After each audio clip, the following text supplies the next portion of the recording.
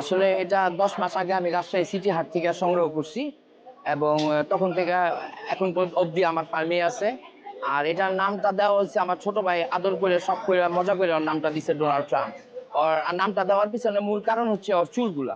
ওর চুলগুলা এটা একটা অ্যালবিনো বিরল প্রজাতির মহিষ। এই মহিষগুলা দেখতে গোলাপি রঙের হয় এবং এটা এক্সেপশনাল ওর চুলের কারণে এবং এই চুলের কারণে ওর নামটা এই নামটা দেওয়া হয়েছে।